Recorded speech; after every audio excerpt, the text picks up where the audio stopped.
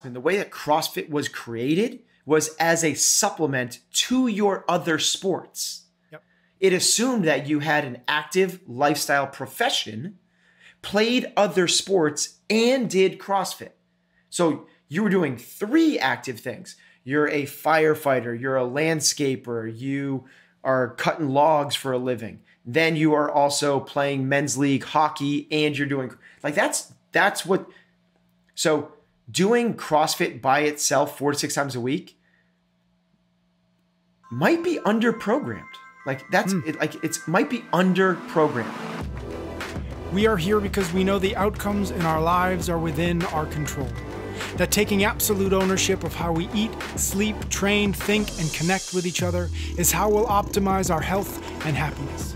That chasing excellence is how we grab hold of what is possible. Our mission is to live on the run, always chasing, never stopping. Hello and welcome back to another episode of Chasing Excellence. As always, I'm here with Mr. Ben Bergeron. How are you? I'm good, Mr. Patrick Cummings. Thank you. We're going to do our 2-minute drill this week. 2-minute drill is when I go through my Instagram DMs and I pull out all the good questions that listeners send us and send you. And I throw them out to you with the caveat being that you're supposed to answer them within 2 minutes. And I actually feel like we've been getting better at this lately, but we'll see. We'll see how it goes. Faster and faster talking. Yeah, exactly. It depends entirely on your mood for the day. So we've got a handful of questions. The questions are certainly within the realm of stuff we always talk about, but otherwise are relatively random.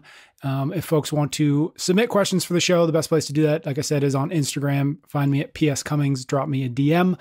I promise I read all of them. I add them all to our list, and then we try to get to them as quickly as we can. All right. Ready? Let's do it. First one.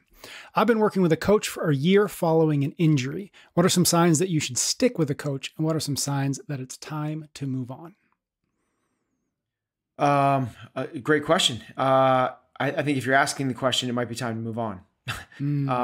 Because generally, kind of like a girlfriend or a boyfriend. Yeah, exactly. Like It's like a job. It's like a girlfriend. It's a place to live. It's anything. If you're kind of like wondering, like, is it time to move on? Then it might be time to move on. And honestly, I would rely on your gut. And that sounds so weird. I'm gonna keep this under 2 minutes, but your gut, it's a real thing. It's built into like your evolutionary biology, which you cannot put into words, things that your subconscious brain will recognize. And that's like when you fall in love with somebody, you can't be like, oh, I just love them. I can't stop thinking about them. That's like, it's your gut. And if you're wondering if it's time to move on from somebody, it might be time to move on. Now, that's the first one. I was just rely on your gut. But if you want to put like some actual like on a spectrum of things that you should be looking for, the first one I would do is do you enjoy the time with the coach? Is it a value add to your life, or is it an energy draw? Is the coach encouraging? Is the coach interested in you, or are they kind of there punching the clock? Are they engaged with you? Do you feel like they care a lot about you? And are you seeing progress? Like that's just like, are you getting what you're there for? Now, maybe that's progress. Maybe that's just a level of accountability, and it's kind of up to you to decide what you're there for.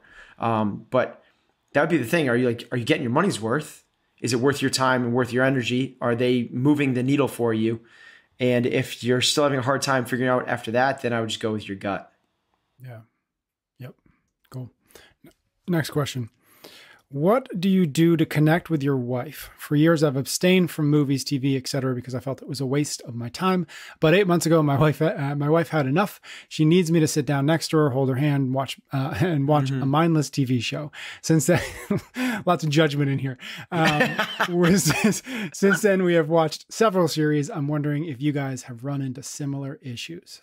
Okay, so tangent alert, but with this judgment and mindless TV. You know how I feel like you do about TV, and I cannot for the life of me get into a series. I've tried Breaking Bad. I've tried Game of Thrones. I've tried Yellowstone. I can't get through one episode. I cannot do it like you can't, because we're like this person that says it's like mindless. I don't feel like I'm moving myself forward at all. ...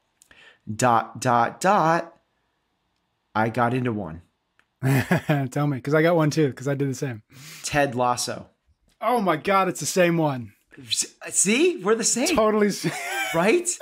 That's so funny. Yes. And yes. the reason that lots of judgment, and the reason that popped in my head was twofold. Is like, we're talking about TV series and mindless TV, but also there's an episode in Ted Lasso where he quotes a Walt Whitman quote, which I love and I've shared with my athletes recently, which is be curious, not judgmental. And it's like the Ted Lasso show. So people on this list that listen to this, they're probably a lot like us and they have a hard time sitting down to mindless. This is not mindless. It's so well-crafted fiction that is so in line with the things that we talk about. Cool thing is too, I think there's only one episode, but Apple TV, I just found out, just signed them for 3 more episodes, 3 more series, 3 more seasons. Yep. So, yeah. So it's on Apple TV. So that's you got to find it. But so it's really good though, right? You like it? Yeah. If you, somebody I'm working with turned me onto it, and the scene that got me to look for the season was the dart scene, which is the quote. That's a Ted Lasso. That's exactly it. Yeah. So if folks want to get a taste of it, go just search for Ted Lasso dart scene, and you'll get, it's like a 5 or 6 minute scene. If you like that, if that feels good to you, you'll like the whole series. So I was talking in a coaches meeting. I was talking to my coaches, and I was talking about the importance of curiosity. And one of my coaches was like, "Oh, it reminds me of that Walt Whitman quote, which was in Ted Lasso." And I was like, "Don't know what you're talking about, but if you can find that," he was like, "It's a great scene." And I was like, "If you can find the next 5 minutes, we'll pop it up in this meeting." Yep. So we found it on YouTube, and that's what got me into it as well. The exact same scene. That's so funny. That's so crazy, Patrick. Okay, so beyond that, let's actually tackle this question. That 2 minutes is up, bro. Next. I know, we're done. Moving on. Ted Lasso. Go watch Ted Lasso. So maybe that's one. Maybe listener, go watch this with your spouse, because I watched it with my wife, who is worse than me and you. She cannot watch TV, period, and she got wrapped into it. And she liked it a lot. Yeah. Okay. Other than that, though, I think they asked, like, have you ever been there with us? And like the answer is yes. Like, of course. Like everyone's been in that spot where someone else has some sort of interest that you don't have a lot of interest in, and you're trying to connect over something. Here's I don't have the answer in terms of like what this person should do. I can only speak from experience. Is something that I've done recently that has really moved the needle for my relationship with Heather. And that is, I've been working hard to get home 10 minutes earlier every day, like not 10 minutes earlier every single day. I usually get home at 6. I'm trying to get home at 5:45 or 5:50 to allow us an extra 10, 15 minutes. We're having dinner maybe 5 minutes later than we normally do, but we've started to do a self-care practice when I get home. So we've done Wim Hof breathing. We have a sauna. So we've done a sauna.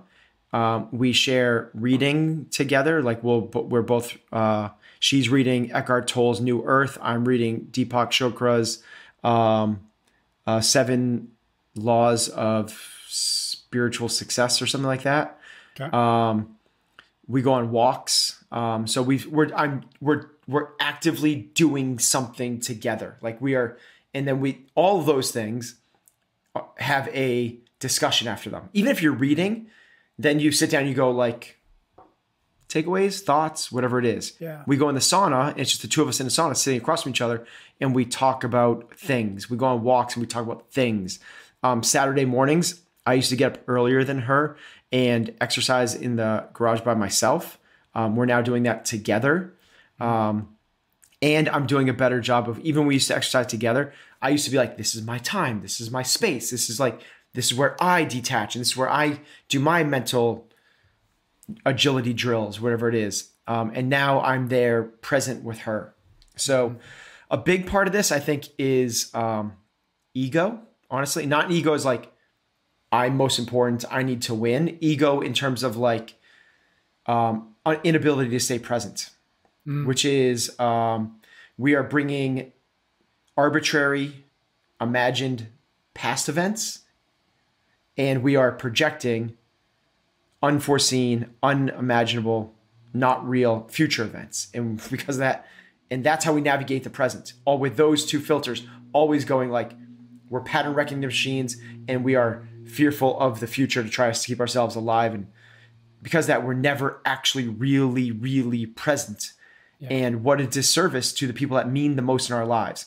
And it's something I realize I've blown the 2-minute drill thing already. Okay. Second question. Ted Lasso ruined it. Yeah. But I think this is worth hammering home a little bit. I've realized over the last maybe little bit, whatever that is, how much of a challenge this present thing is. And I used to give myself a lot of credit for being, I've done a lot of self-exploration to try to be as good a version as I can be. And I've realized how much biases I bring into events that aren't serving me at all. And if you can strip those away, like I'm trying to, I'm not there. It really does open up a lot of availability for connection that might not otherwise be there. And I'm not saying to this person, like, you need to meditate or go in a sauna with somebody. I'm also not saying go and hold their hand while you watch mindless TV. What I'm saying is try to drop the ego. And again, not like I'm better than somebody else, not that ego. Just like, are you bringing either projections or past to this moment? Because that's why we can't sit. And I used to say, like, it's okay to not have a lot of joy.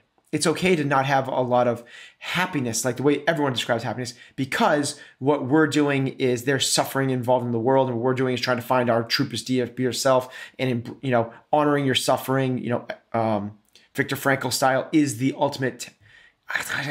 That's part of it. The other part is you can be light, you can be free, you can be lighthearted, you can be joyful if you're not bringing these.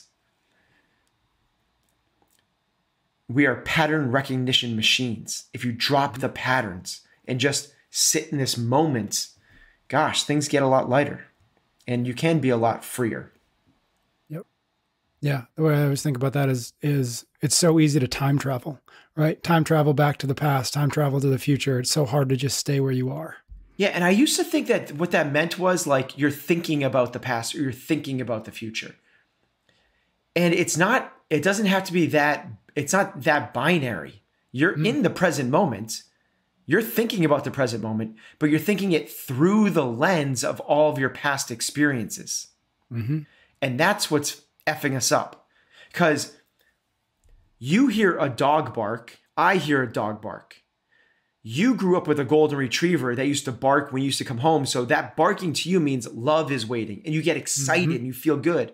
I got bit by a dog 3 times as a child. So when I hear a dog bark, I get fearful. We are all walking around this world with these imaginary made up worlds that do not really exist. What's happening is there's a dog barking and it means nothing more than that. Yeah. And if you can drop this past, it's not like dog barking. Oh, when I was younger, I had a golden retriever. So that's why this means we're not doing that. But that's what we should be doing. We should be recognizing the triggers that are causing us to feel these certain ways. And when you are sitting with your wife on a Thursday night and she wants to watch Gossip Girl and you're going, no, I won't do that. Why? Why won't you do that? That's what we should be asking ourselves. What is it about that moment that you have a hard time sitting down? Is it because, I don't know. I think that's for us each to figure out. Mm-hmm. It says a lot that your example right there was Gossip Girl, which I think was like 15 years ago. So. All right, we're going to move on. I've been an active and busy guy for a decade and often wrangled with anxiety and chronic insomnia despite training and working hard daily. Recently found that my cortisol is completely depleted, so adrenaline is going 24/7, i.e. wired and tired. As a result, I've had to really cut back training to just calisthenics and yoga, and I've prioritized meditation and a more low-key lifestyle. As you can imagine, it's a tough adjustment, and I find it a lot harder now to quote unquote, pump myself up for a workout. Have you or Ben ever experienced adrenal fatigue with yourselves or athletes? What has been your experience or insights? Yeah, cool question. So I'll answer the last part first, which is, yes, I've experienced it with my athletes. I don't know if I've experienced it to that level myself, but certainly on lower levels, right? Which is just drained, but I've experienced it at very high levels with some of my athletes, to the point where adrenal fatigue, to the point where their hair started falling out. So it was like, it was for real. Is it worth maybe explaining what adrenal fatigue is? So folks have a little bit of context? It would be if I knew enough to explain it. Okay. Yeah. I'm not the expert in that, so I can't go there, other than think like chronic fatigue, that you just kind of can't shake. And it's causing, it's not like, oh, if you just sleep more, you're going to be good tomorrow. It's like a chronic thing. So from there, I think that the person asking this question is doing, they're doing it, right? It's hard. So I've switched out the higher intensity and the constant go for the lower intensity, the calisthenics, the yoga, the meditation. I'm trying to put a more chill zone in my life.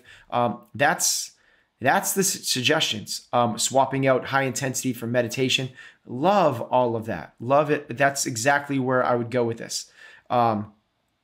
I will, speaking of the meditation, like I wouldn't get pigeonholed into one variation. So if you just do meditation and you do the Calm app or you do Headspace, I would experiment with, I don't know how to say some other than like some, so as a hard charger, you might get off more on like some hardcore things like Wim Hof. Some ones that like get you like, some really like hypoxic breathing where it's very intense yoga. Yeah. And that might like bridge the gap for you a little bit better. But the idea is it's not going to happen today, tomorrow, or next week. You have to realize that this might take, and you're not going to like the answer to this, but this might take 6 months. You might have to be doing this for 6 months. And then from there, the worry about like, I have a hard time getting kind of charged up for workouts. No, dude, you're not supposed to get charged up for workouts. You're supposed to be doing EMOMs. You're supposed to be doing more steady. You're supposed to be, when you're done you're supposed to sweat and not be on the floor afterwards. You're not supposed to be scared of the barbell. Because where you are with that adrenaline and cortisol is so out of whack. The other thing I would do is I would start to get more into a circadian rhythm. So try to work on some really good sleep practices, meaning like you're dimming lights in your house. As it gets dark outside, don't have artificial light at all. Make sure you're off of electronics 2 hours before bedtime. You're eating 2 hours before bedtime.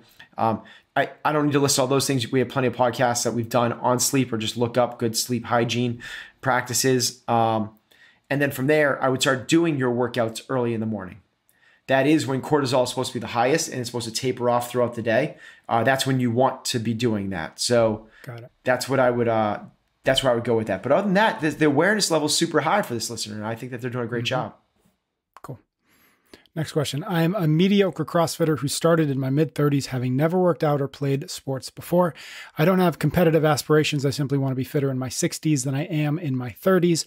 I do the boxes programming WOD 6 days a week and one-on-one coaching for cardio or strength 4 days a week, depending on the season. I feel good with this, but my husband is worried about burnout. If I feel good, is this a healthy load or workload, or do I need to scale back due to my age and late start? Okay. First off, I love it. Rather be fitter in your 60s than your 30s, not competitive, but you are competitive. And I love that about you. Just because you don't sign up for a competition doesn't mean you're not competitive. Just because you're not trying to get better scores, you're competitive. You're competitive with yourself. You want to be fitter at 60 than you were at 30. That's competition. That's awesome in the best possible way. So lean into that, embrace it. You are a competitor. From there, should you heed your spouse's warnings that you're setting yourself up for burnout? That it depends on so many other factors. I can't say that without knowing some other things. So let me just list some of the things that you should be on the lookout for. The first one that's most obvious is what is the box training like? So if your box is doing strength before their Metcon, and then they're doing big Metcons that are lasting 15 to 20 minutes, and you're on the floor afterwards, and you're also doing this extra stuff, I would say that your husband's probably more right than wrong. If you're doing this and you're also working a full-time job and you're also raising kids and you also have you do fundraising and you're also part of the community gardening club. I don't know if that's a thing. Then I would say that you're really probably doing too much. If you're doing this and you're not sleeping well, then you're probably doing, if you're doing this and you're not eating well, everyone that listens to podcasts regularly, I'm just going through the 5 factors. And each one of those factors is going to influence whether this is too much or too little. As you ramp up training, the other things need to take precedent as well. Now, what people can get away with is if you're not training a lot, your fear of overtraining, I should say, if you are doing all of the other things very, very well, think about a games athlete who has no other stresses in their lives. Ideally, of course they do. But what we're trying to do is mitigate as many stresses as we can. They can handle more training. That's the reason they can, because they're putting more into recovery. They're putting more into their nutrition. They're focusing on their sleep. So the burnout level is just going to happen. It's like what's going to overflow. So we just got to make sure we're filling up the other buckets as you fill up the training bucket. Mm-hmm. Would you, just thinking about this kind of setup, right? Assuming 6 CrossFit workouts, 6 Metcons, whatever you want to consider that, and then on top of that, 4 extra sessions. Is there, without the context of like, is this too much? Am I going to burn out? And all that? Is that just generally, would you prescribe that to somebody who didn't have a very specific goal at the end of it? Whether it was maybe I want to lose 20 pounds or I want to get better at the sport of CrossFit. Like, yeah, I would. Yeah. I'm just curious if like that, you would ever prescribe that without knowing obviously more. For sure. That is not out of the realm whatsoever. Because really put that into context. Like Greg Glassman, the way that CrossFit was created was as a supplement to your other sports. Yep. It assumed that you had an active lifestyle profession, played other sports, and did CrossFit. So you were doing 3 active things. You're a firefighter, you're a landscaper, you are cutting logs for a living. Then you are also playing men's league hockey and you're doing, like that's what, so doing CrossFit by itself 4 to 6 times a week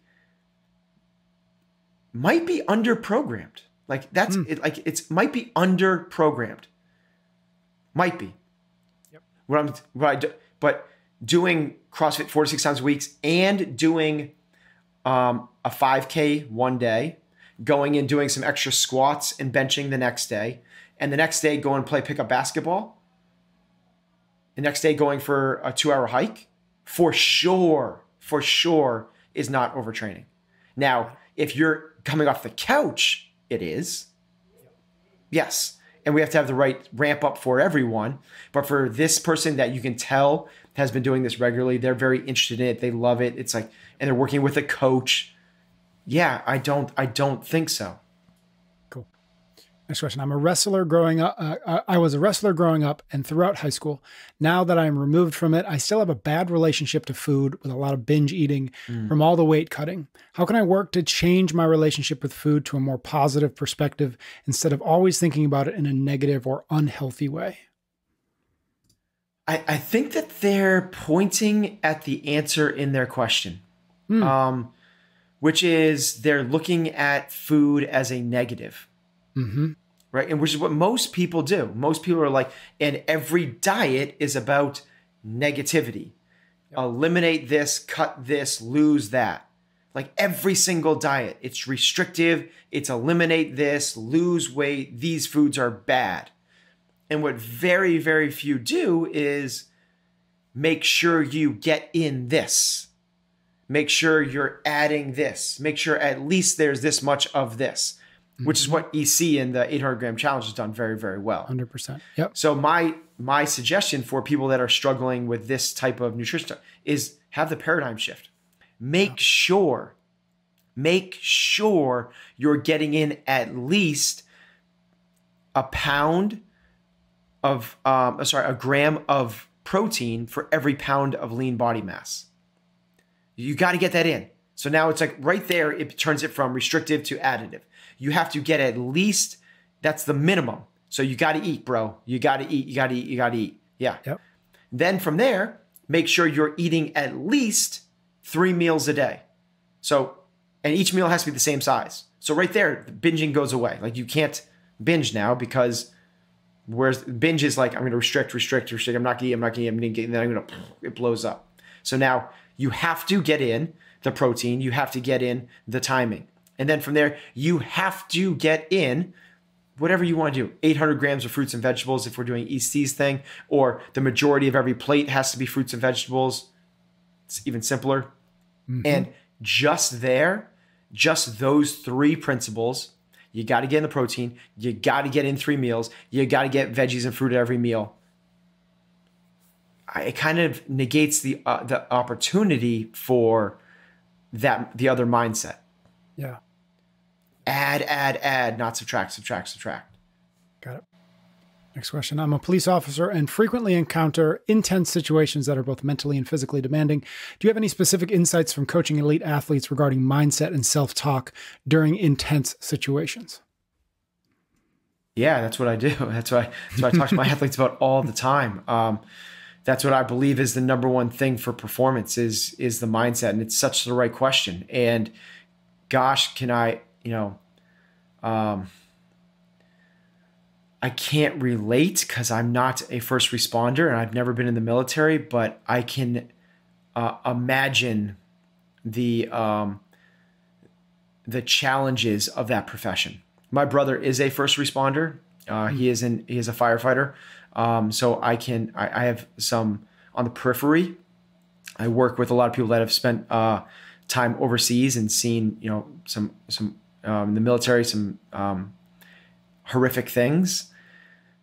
So I'm not going to pretend that what I do with my athletes is the same, because it's not.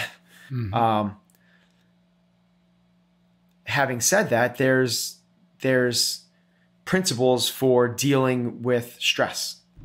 And when I went out and spoke with the Navy SEALs, the thing I was most I took away most from them, which I know was more than they took away from me talking to them, is how much emphasis they put on breathing. It's like I was shocked by it, honestly. It was before I got into any of my breathing practice. And so I was kind of like, it was actually one of the big reasons I got so interested in breath work was from speaking with them. But it's a way to, all right. So again, blowing up the 2-minute drill thing. When we get stressed, your body switches. There's this autonomic nervous system, meaning automatic, and it controls the things in your body. One is called the parasympathetic nervous system, which is the rest and repair. It's when you're relaxed. It's when your immune system's doing its job. It's when you're digesting your food. It's when you should be spending the majority of your day. Your mind, you can think very clearly. The other is called the sympathetic nervous system. And this is the fight or flight. This is like shit's gone bad. Like you got to react and do something now. Whether that's saber-toothed tiger chasing you down, boss sitting you down for a bad review, or a first responder in a horrific situation. The way to get yourself out of the sympathetic and back into the parasympathetic nervous system, the hack is your breath. It is controlling your breath. And the most popular breath technique that the SEALs seem to use, because I didn't talk to all of them, but the one that has been espoused the most, it's a form of box breathing.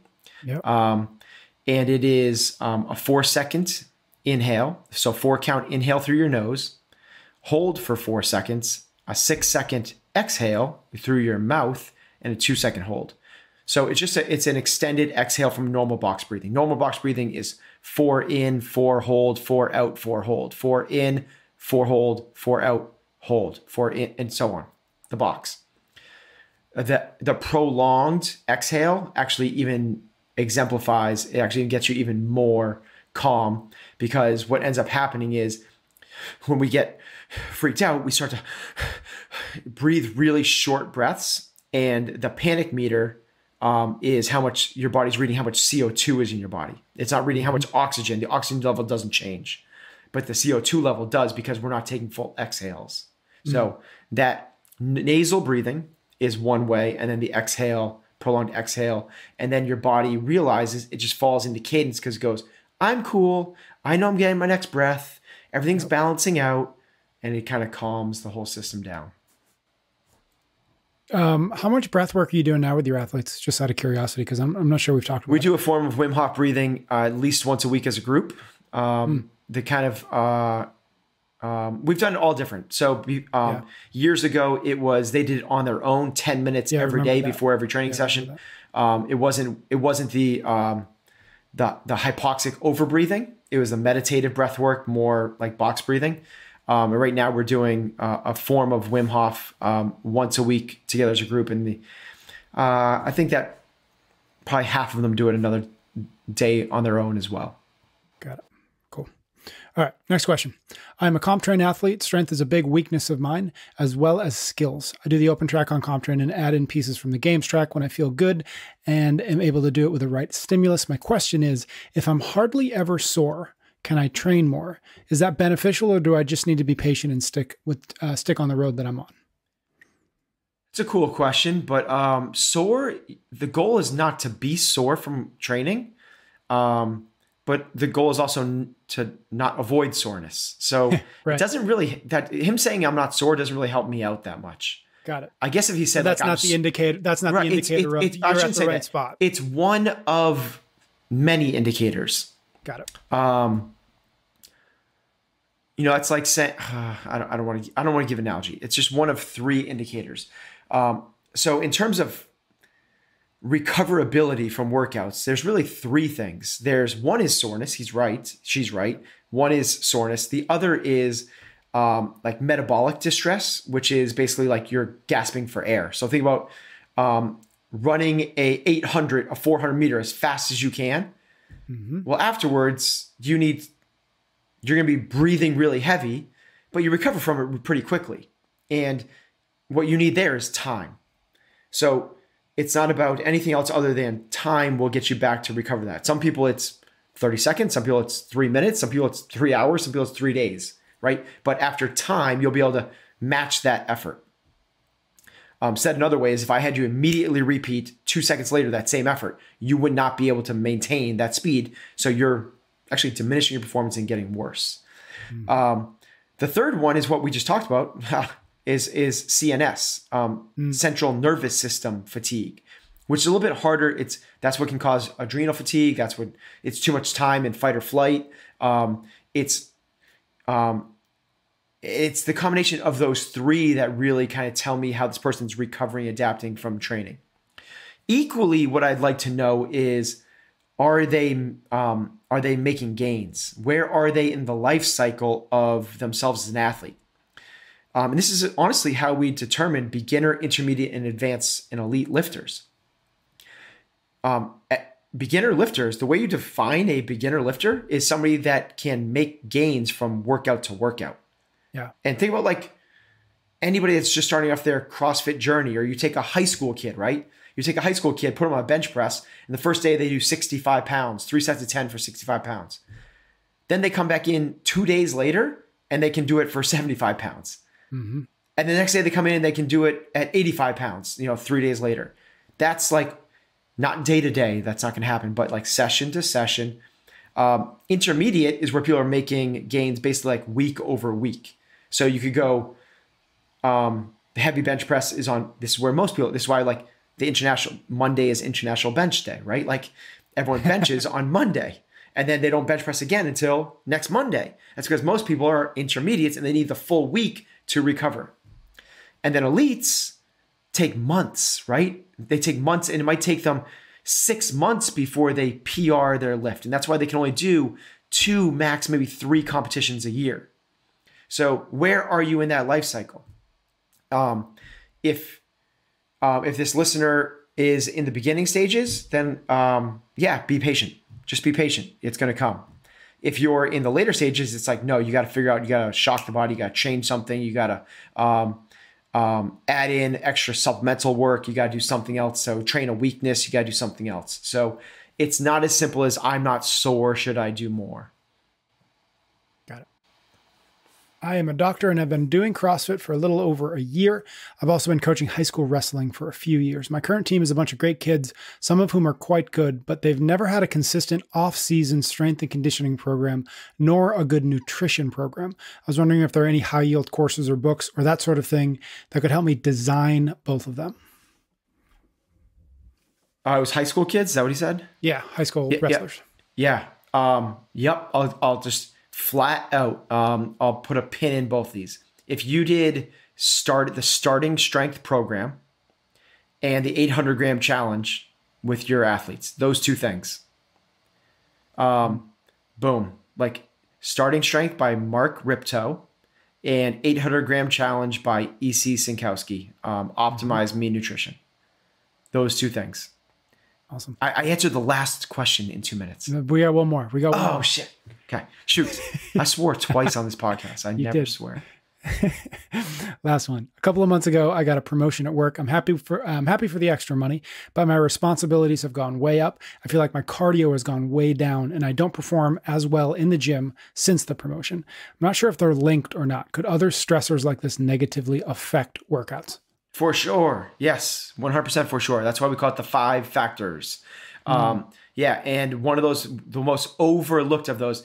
So the kind of real quick recap, 2 make sense to everybody, right? It makes sense to everybody. Your doctor talks to you about these. You got to exercise. You got to eat well.